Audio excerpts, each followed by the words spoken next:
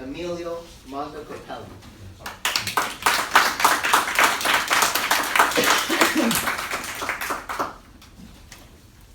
Thank you, Mr. Toastmaster. Before you and I were born, this world has been going on for several thousands of years. Through the years, the planet has been creating something like a platform for us to live a more systematically better living life. This platform includes all of society's rules, regulations, and includes the governments, religions, languages, the way we act, we behave, school systems, even the holidays we're supposed to celebrate. As soon as the child is born, he or she is introduced to all these set of rules and regulations to live by, regardless of the background or geography. While we grow older, we start to settle with these beliefs. And every day we're a little more into these rules and systems that the world imposed to us. Sadly, most human beings set with these beliefs. They settle at a certain point in their lives, and they become everything they will ever be.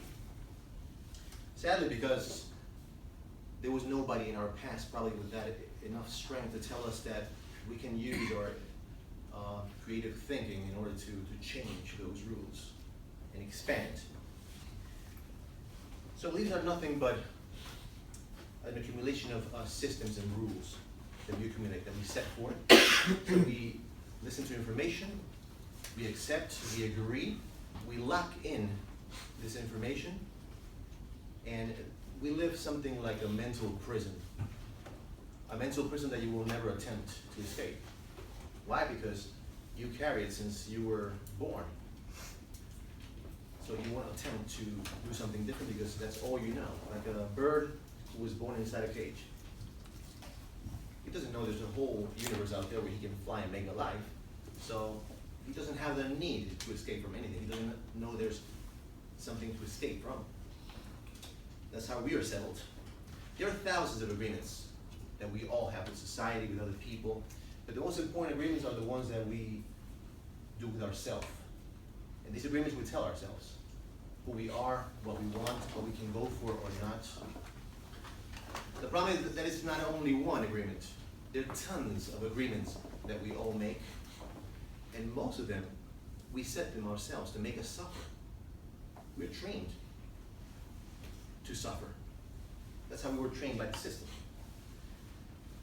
For example, a person that says, if somebody cheats on me, that's the worst thing that can happen. I'll be devastated. I'd rather die. I wouldn't go through that. There you're setting yourself for suffering. Instead, you can change that and say, well, nobody likes to go through that, but if that ever happens, well, at least I find out the person is not at my level, that I can now look for a person in the future, and maybe that's the person for me. The next one should be. But we set ourselves to suffer. And if you want to live a joyful life, happy, fulfilling, you need to have the courage to break those agreements that makes us suffer. There's a book called The Four Agreements by Don Miguel Ruiz, where he talks about a code of conduct. He describes 4 agreements that on the contrary are going to make us be more fulfilled if we live them. I'm just going to name the first one today, which is be impeccable with your word. But what does it mean to be impeccable with your word? First, impeccable comes from the Latin peccatus, which is sin. Im means no. Impeccable would be without sin, where sin is everything that we attempt against ourselves. Observe a cause and effect, karma. You can't defy those laws. So the word is going to determine this, as well as the action, of course. This will be like, be impeccable would be to live heaven on earth. But let me stop right here. Heaven and hell are not physical places. I accept that some of you still believe that those are physical places where the soul walks in at some point. But allow me to introduce you to a new concept. Heaven and hell are states of mind. It's how you live up here, nowhere else. This is going to have a notable impact. What happens up here has an impact in what comes out of your mouth, of course, in your actions. So being impeccable with the word would mean to dominate your states. How many people snap at us out of nowhere, or we snap at people? It depends on how you live up here, what's going to reflect. There's plenty of people you can observe that live in heaven. Look at this smile, this girl. I always look at her smile. You can say that she lives in heaven.